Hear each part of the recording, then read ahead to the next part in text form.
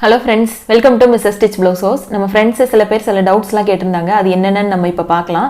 அதுக்கு முன்னாடி நம்ம சேனலை சப்ஸ்கிரைப் பண்ணாதவங்க ப்ளீஸ் சப்ஸ்கிரைப் பண்ணிருங்க. அதோட பக்கத்துல இருக்கிற பெல் ஐகானையும் கிளிக் பண்ணிருங்க. ஃபர்ஸ்ட் ஒரு ஃப்ரெண்ட் கேட்டிருந்தாங்க 48 செஸ்ட் சைஸ்க்கு ப்ளவுஸ் கட்டிங் வீடியோ போடுங்க மேம் அப்படின்னு சொல்லி கேட்டிருந்தாங்க.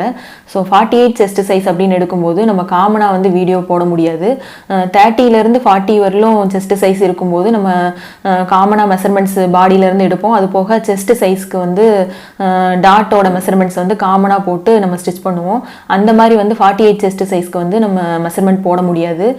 48 செஸ்ட் சைஸில் வந்து ஒவ்வொரு பாடிக்கும் ஒவ்வொரு மாதிரி மெஷர்மெண்ட்ஸ் வந்து வேரி ஆகும். ஒருத்தவங்களுக்கு பார்க்கும்போது ஷோல்டர் வந்து ப்ராடாக இருக்கும், செஸ்ட் சைஸ் வந்து கம்மியாக இருக்கும். ஒருத்தவங்களுக்கு வந்து செஸ்ட் சைஸ் ப்ராடாக இருக்கும், ஷோல்டர் சைஸ் கம்மியாக இருக்கும், பாடி சைஸ் கம்மியாக இருக்கும். அந்த மாதிரி வேரி ஆகும்போது நம்ம டேரெக்டாக அவங்க பாடியில் மெஷர்மெண்ட் எடுத்து தான் நம்ம பண்ண முடியும். காமனான மெஷர்மெண்ட்ஸ் வச்சு நம்ம ப்ளவுஸ் ஸ்டிச் பண்ண முடியாது. நெக்ஸ்ட் வந்து 7 வயசு குழந்தைக்கு சுடிதார் டாப் தைக்கிறதுக்கு எவ்வளோ மெட்டீரியல் ஆகும் அப்படின்னு ஒரு ஃப்ரெண்டு கேட்டிருந்தாங்க. ஸோ இப்போ 7 வயசு குழந்தைன்னு இல்லை, பெரியவங்கன்னு இல்லை, யாருக்குனாலும் மெட்டீரியல் கால்குலேட் பண்ணுறது சேம் மெத்தட் தான். இப்போ சுடிதார் டாப் ஸ்டிச் பண்ண போகிறீங்க அப்படின்னா சுடிதார் டாப்க்கான லென்த் வந்து பாடியில் மெஷர் பண்ணி எடுத்துக்கணும்.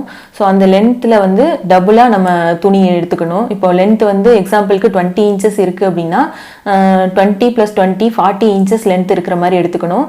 அதுக்கப்புறம் 40 இன்ச்சில் நம்ம கீழே மடக்கி தைக்கிறதுக்கு சீம் எல்லாம் சேர்த்து எக்ஸ்ட்ரா ஒரு 6 இன்ச் இருக்கிற மாதிரி எடுத்துக்கணும். ஸோ 40 + 6 இன்ச் 46 இன்ச் இருந்தால் போதும். இப்போ ஸ்லீவ் இருக்குது அப்படின்னா ஸ்லீவோட லென்த்தையும் நம்ம அந்த துணியில் சேர்த்துக்கணும். இப்போ குழந்தைங்க அப்படின்னா ஒரு லென்த்தில் உள்ள மெட்டீரியல் எடுத்தாலே போதும். அதுலேயே வந்து ஃப்ரண்ட் பேக் ரெண்டுமே ஸ்டிச் பண்ணிடலாம். பெரியவங்க அப்படின்னா 2 லென்த் எடுத்துக்கிட்டா போதும். நெக்ஸ்ட் வந்து பாடியில் நான் மெஷர்மெண்ட் எடுத்திருக்கேன், என்னோட குழந்தைக்கு 20 இன்ச்சஸ் வருது. அந்த 20 இன்ச்சஸை வச்சு அப்படியே ட்ரெஸ்ஸு ஸ்டிச் பண்ணால் கரெக்டாக இருக்குமா அப்படின்னு ஒருத்தவங்க கேட்டிருந்தாங்க. ஸோ 20 இன்ச்சஸ் மெஷர்மெண்ட் எடுத்ததை வச்சு நம்ம அப்படியே ஸ்டிச் பண்ணலாம். இப்போ நம்ம ஃபோல்டிங்கில் போட்டு துணி கட் பண்ணும்போது செஸ்ட் /4 போட்டு கட் பண்ணுவோம். ஸோ /4 போடும்போது 5 இன்ச்சஸ் வரும். அந்த 5 இன்ச்சஸ் அப்படியே வச்சு ஸ்டிச் பண்ணாமல் ப்ளஸ் ஒரு 0.5 ஈஸ் கொடுத்து ஸ்டிச் பண்ணிங்கன்னா அந்த குழந்தைக்கு ஃபிட்டிங் பெர்ஃபெக்டாக கரெக்டாக வரும். இப்போ லூஸ் ஃபிட்டிங் வேணும், குழந்தைங்க வந்து லூஸாக தான் போடுவாங்க அப்படின்னா +1/2 இன்ச் கொடுக்குறதுக்கு பதிலாக +1 இன்ச் கொடுத்து ஸ்டிச் பண்ணால் கரெக்டாக இருக்கும். நெக்ஸ்ட் வந்து ஆரி ஒர்க் பண்ணுறதுக்கு முன்னாடி ப்ளவுஸில் வந்து மார்க்கிங்ஸ்லாம் எப்படி பண்ணுறது அப்படின்னு ஒரு வீடியோ போடுங்க மேம் அப்படின்னு ஒருத்தவங்க கேட்டிருந்தாங்க. ஸோ அந்த மாதிரி இருக்கும்போது ப்ளவுஸோட பேக்கு ஃப்ரண்ட்டு ஸ்லீவ் அதெல்லாம் எங்கெங்கே வரணும் அப்படின்னு ஒரு டெம்ப்ளேட்லாம் நம்மளுக்கு கிடையாது. இந்த இடத்துல தான் பேக் வரணும், இந்த இடத்துல தான் ஃப்ரண்ட் வரணும் அப்படின்னு எதுவுமே கிடையாது. ஒவ்வொரு துணியை பொறுத்தும் அது வேறுபடும். இப்போ ஒருத்தவங்க வந்து பாடி சைஸ் பெருசாக இருக்கும், கிளாத் வந்து 1 மீட்டர் கொடுத்துருப்பாங்க. ஒரு சிலர் வந்து பாடி சைஸ் கம்மியாக தான் இருக்கும், கிளாத் வந்து 1.5 மீட்டர் கொடுத்துருப்பாங்க. அதுக்கப்புறம் ஸ்லீவ் பார்த்தீங்கன்னா லாங் ஸ்லீவ் கேட்டிருப்பாங்க, ஷார்ட் ஸ்லீவ் கேட்டிருப்பாங்க. ஸோ அந்த மாதிரி இருக்கும்போது நம்ம லைனிங் மெட்டீரியலில் ஃபஸ்ட்டு நல்லா எல்லாமே கட் பண்ணி நீட்டாக ரெடி பண்ணிவிட்டு இந்த லைனிங் மெட்டீரியலை தூக்கி மெயின் மெட்டீரியலில் போட்டு வச்சு பார்க்கணும். ஸோ எந்த இடத்துல வச்சா நம்மளுக்கு கிளாத் கரெக்டாக இருக்குது அப்படின்னு பார்த்துட்டு அதுக்கேற்ற மாதிரி நம்ம மார்க் பண்ணிவிட்டு அது மேலே வந்து நம்ம ஒர்க்கை ஸ்டார்ட் பண்ணணும். நெக்ஸ்ட் வந்து வெயிஸ்ட்னா என்ன, ஹிப்னா என்ன, வெயிஸ்ட் மெஷர்மெண்ட் ஷோல்டர்லேருந்து எடுக்கிறோம், ஹிப் மெஷர்மெண்ட் எங்கேருந்து எடுப்போம் அப்படின்னு சொல்லி கேட்டிருந்தாங்க ஒருத்தவங்க. இப்போ நார்மலாக நான் ஆல்ரெடி ஒரு வீடியோ போட்டிருந்தேன் கிட்ஸோட கார்மெண்ட்ஸுக்கு வந்து மெஷர்மெண்ட் எப்படி எடுக்கிறது அப்படின்னு.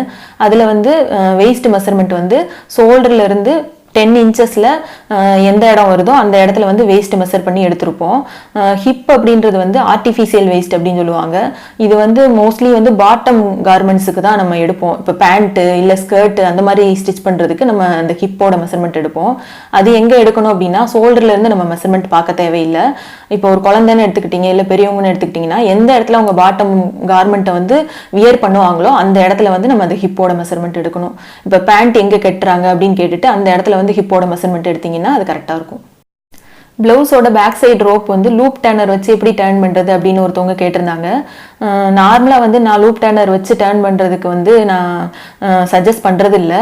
ஏன் அப்படின்னா அந்த லூப் டர்னரில் வந்து கார்னரில் ஒரு ஹூக் மாதிரி கொடுத்துருப்பாங்க. அந்த ஹூக்கை வந்து லாக் பண்ணிவிட்டு நம்ம டர்ன் பண்ணி எடுக்கணும். இப்போ பிகினர்ஸாக இருக்கிறவங்க அந்த லூப் டர்னர் வச்சு டர்ன் பண்ணும்போது டர்ன் பண்ண தெரியாது. ஸோ அந்த மாதிரி ரொம்ப டைட்டாக இருக்கும். அப்போ டர்ன் பண்ணும்போது அந்த நீடில் வந்து ஈஸியாக பிரேக் ஆயிரும். மேக்ஸிமம் வந்து நம்ம அந்த லூப் டர்னர் வச்சு பண்ணும்போது அந்த எட்ஜில் உள்ள ஹூக் வந்து உடஞ்சிரும். ஸோ அதனால நான் அந்த மெத்தடை வந்து நான் எப்பவுமே சஜஸ்ட் பண்ணுறதில்ல. நார்மலாக நம்ம நீடில் வச்சு த்ரெட்டு போட்டு அதை டர்ன் பண்ணுறதுக்கு தான் நம்ம எப்பவுமே சஜஸ்ட் பண்ணுறது. இந்த த்ரெட் வச்சு டர்ன் பண்ணுறதுக்கு நம்மகிட்ட ஆல்ரெடி ஒரு வீடியோ இருக்குது, அந்த வீடியோ பார்த்து தெரிஞ்சுக்கோங்க. நம்ம ஃப்ரெண்ட்ஸ் இது வரைக்கும் கேட்ட டவுட்ஸ் எல்லாமே நான் இப்போ ஆன்சர் பண்ணியிருக்கேன். இதுக்கு மேலே உங்களுக்கு எதுவும் டவுட்ஸ் இருந்ததுன்னா கமெண்ட் பண்ணுங்கள். நான் வந்து வீடியோவாகவே உங்களுக்கு வந்து அதை ஆன்சர் பண்ணுறேன். சிங்கிள் லைனில் ஆன்சர் பண்ண முடியாது. அந்த மாதிரி இருக்கிற கொஸ்டின்ஸ் எல்லாத்துக்குமே நான் வீடியோவாக எனக்கு டைம் கிடைக்கும் போது உங்களுக்கு ஆன்சர் பண்ணுறேன். இந்த வீடியோ உங்களுக்கு பிடிச்சிருந்துச்சுன்னா மறக்காமல் லைக் பண்ணுங்கள், ஷேர் பண்ணுங்கள், சப்ஸ்கிரைப் பண்ணுங்கள். தேங்க்யூ.